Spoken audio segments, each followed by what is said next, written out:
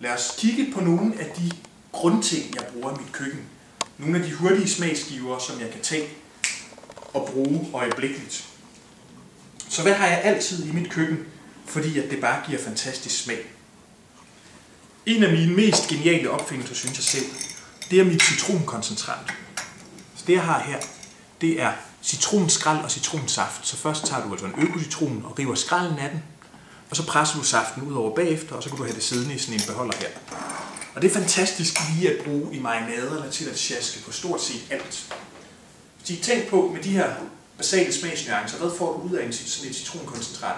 Saften den er syrlig, men skralden den er både sød, stærk og bitter. Så her har du 4 af de 6 basale smagsnuancer. Hvis du har brugt appelsinsaft og skrald, du kan også bruge andre citrusfrugter end citroner. Det kunne være appelsinkoncentrat, grapekstrat eller limeekstrat eller koncentrat. Jamen, med appelsin så har du faktisk 5 af de 6 basale smagsnuancer, fordi der er også noget sødt i. Der mangler du bare umami. Udover den unikke appelsin, citron, appelsin, lime eller grapefrugtsmag. Så det her har altid mit køleskab, så det er fantastisk at bruge til lige at marinere noget i, til at komme i supper, til at komme i saucer, til at komme i lynstegte retter, til at komme i, så jeg kommer til at sætte mine desserter.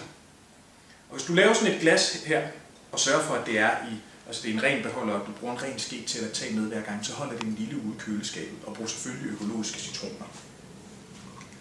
En anden smagsgiver, jeg bruger rigtig meget i mit køkken, er ingefær.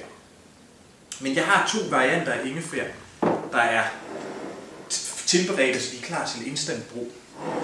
Det første, vi har her, er råmarineret ingefær. Det er simpelthen ingefær, der er hakket groft og marineret i en god eddike. Så tager bare ingefæren, skrubber den, skræller den eventuelt, hvis den er fra et sted, hvor der bliver sprøjtet rigtig meget. Man får den helt økologisk, så du bare kan skrubbe den. Så hakker den i så fine stykker, du kan. Og bagefter hælder du en god eddike henover, så den dækker. Så det kunne være en æblecidereddike, det kunne være en brun riseddike, rødvinseddike, hvidvinseddike, balsamicoeddike, blommeeddike, kirsebæreddike, tomateddike, hvad du kan få. Det er fantastisk. Det marinerer ingefæren, sådan at du både får den konserveret, den bliver blidere i konsistensen, så selvom nogle af de her stykker er lidt store og grove, så kan du sagtens spise dem, uden at det føles som om, at du tykker i en t-shirt. Og det tager også lige det skarpe af smagen i ingefæren, så det ikke er helt så stærk. Og så kan du bruge enten ingefærstykkerne eller en blanding af både ingefæren og eddiken, hvis det skal være til en salatdressing. Og eddiken konserverer ingefæren, så det her holder sig i månedsvis i køleskabet uden problemer. Så det er den ene ingefær-ting. Den anden ingefær-ting, jeg har her, det er ingefærkoncentrat. Så det jeg har gjort, det er, at jeg har taget et godt stort stykke ingefær, sådan cirka 100 gram, som du knækker i små stykker eller hakker groft, ned i en blender med en halv liter vand, og så blender du det søndere sammen i et par minutter, indtil alt saften og kraften er kommet ud af ingefæren, og hælder det igennem en fint masket sigte, og så ellers på glas eller flaske i køleskabet. Så her har jeg alt smagen af ingefæren, fordi jeg har revet samtlige celler i det stykke ingefær i stykker, så revet dem over, åbnet dem, så alt saften og kraften er her. Så nu har jeg instant ingefærsmag. Hvis nu jeg skulle lave en ingefær-te, så kunne jeg bare komme chat ned i min kop, og så komme noget kogende vand på. Hvis jeg havde lyst til at få lynstegmad med ingefærsmag, så kunne jeg lige komme spiseskefuld og 2 på ned i vokken og panden og lynstegte. Så der kommer der bare lidt af det her med, så er der ingefærsmag. Vil jeg gerne have noget ingefær i min morgensmoothie? Voila! Det gør du lige sådan der, ikke? Fordi du har det instant parat. I en marinade kunne du bruge lidt. Jeg bruger det rigtig mange ting, også hvis jeg laver forskellige sådan læskedrikke. Altså det her ingefærkoncentrat, lidt af det her citronkoncentrat, masser af vand og honning, så har du en fantastisk lemon ginger ale. Der er masser af anvendelsesmuligheder, og det her det holder sig også i flere uger i køleskabet, så længe du bruger en skoldet glasflaske og en blender ren. Så det har også altid mit køleskab. Jeg har også hvidløg i forskellige varianter i mit køleskab, der er parat til instant brug. Så den ene ting, jeg har, det er sådan noget nærmest hakket eller knust hvidløg. Så det, jeg har her, det er hvidløg, der rører ned i min foodprocessor med noget havsalt eller stensalt. Så du bruger 1 teskefuld hav eller stensalt per hele hvidløg, ikke per fede, men per hele hvidløg. Så piller du fedene ned i en blender eller foodprocessor, kører det i et halvt minut eller et helt minut, indtil du har sådan en grov hvidløgsmos. Nu har jeg instant hvidløg, så næste gang jeg skal bruge hvidløg med en salatdressing eller til en pesto, i en marinade, hvad det nu er, så kan jeg jo bare tage en halv eller en hel teskefuld. Husk, smagen bliver ret kraftig, fordi det er hakket og knust. Så normalt siger man, at en teskefuld hakket hvidløg lige med et fed. Men her er der tale om, at en halv teskefuld svarer til et helt fed. Så det er den ene ting. Det andet jeg har, som der også giver en fantastisk smag med hvidløg, det er ovenbagt hvidløg. Så det er hele hvidløg, som I kan se her, som jeg simpelthen bager i ovnen noget skrald på. Så de har fået 20 minutter ved 150 grader. Og når jeg så skal bruge et fed, så kan jeg nemt knække det af. Og det der sker, det er ret fantastisk, når man ovenbager hvidløgene. De bliver en tand blidere, lige lidt mildere i smagen, og så får de faktisk sådan en lidt bismag af nødder. Nu kan du ikke lugte det, men det her det er ikke bare stegt ligesom stærk hvidløg. Det er lidt blidere i smagen, og så har det fået den her milde nøddesmag, og det har også fået en meget fin konsistens. Så når man har hakket hvidløg, eller når man ovenbagt hvidløg på den her måde, så kan man snitte den meget, meget fint. Og det er også måden, jeg ynder at bruge dem på. Så når det er ovenbagt på den her måde, så kan du simpelthen skære sådan nogle helt papirtynde skiver.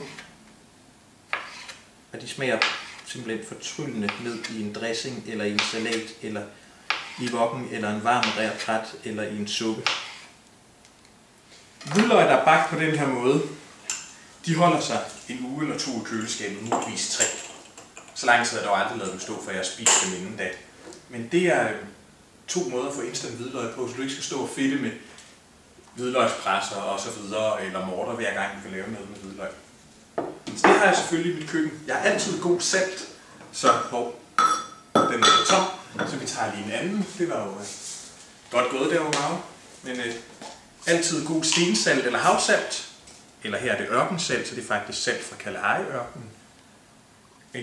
For at give smag, og så for at få de her salttyper, der ikke er raffineret, hvor det er havsalt eller stensalt eller ørkensalt, for de smager mere end bare salt, så de har en meget bredere smag i maden. Og så er selvfølgelig altid noget godt eddike, æblecidereddike, det kan også være brun riseddike, det kunne være rødvinseddike, hvidvinseddike eller en god balsamico. Jeg har altid god sojasauce i mit køkken, det er en god smagsforstærker, det er både umami-smag og smager lidt syrligt og lidt salt. Så det er også rigtig godt til at peppe maden op. Fisksauce har jeg også, som jeg jo som sagt bruger i små mængder. Fordi i små mængder løfter det smagen af maden, i store mængder destruerer det fuldstændig maden. Og så har jeg selvfølgelig også altid en kværn med noget godt peber. Så det er nogle af de smagsgiver, jeg har i køkkenet. Og der er lige en ting, jeg glemte, som vi også hellere må se på. Og det er vanilje. En ting er selvfølgelig, at du kan få vaniljestænger. De er også meget dejlige og men lidt dyre. Så jeg har altid vaniljestænger, dem bruger jeg, når det skal være creme de la creme. Men det man også kan få er vaniljepulver. Altså vaniljestænger, der er pulveriseret med skallen også. Og det er rigtig drøjt i brug. Og det er altså med til at give noget smag til mad. Nu tænker du sikkert, at vanilje, det er vel bare noget til dessert. Nej. Hvilken smag tror du vanilje har? Tror du, det er sødt? Det kan man jo godt tænke, det kommer jo i desserter. Altså vaniljeis, fromage og så videre. Vanilje er faktisk ikke sødt. Det er helt vildt stærkt og besk og parfumeret smag. Så det vanilje gør, det er, at det giver sådan en smagsforskel, så du bedre kan smage det primære med. Når du kommer ned i vaniljeisen, så smager vaniljekornene markant anderledes end fløden eller sødmælken og rørsukkeret og æggeblommerne. Og derfor så får du så den her, altså det her smagsskifte og smagsforskellen, hvor vaniljen gør dig bedre i stand til at registrere alt det søde i isen. Men det samme trick kan du bruge i alt muligt andet mad, så når du får lidt vanilje med, ikke, så giver det altså også et boost til alle andre smagsnuancer, om det er broccoli, du ved at lave, eller om det er en salat med gulerødder og blåbær, eller om det er noget kylling, der skal lynsteges eller marineres. Det er fuldstændig underordnet. En lille smule vanilje vil løfte smagen. Så jeg har altid vaniljepulver til drøjbrug, når jeg bare skal hæve maden lidt, og når jeg så vil have, at det skal smage meget specifikt af vanilje, som vaniljeis eller en fromage eller lignende, så bruger jeg stængerne. Så det er nogle af grundting, jeg har i mit køkken, der bare er med til at give masser af smag meget hurtigt og gøre det meget nemt. Bon appetit og velbekomme på forhånd.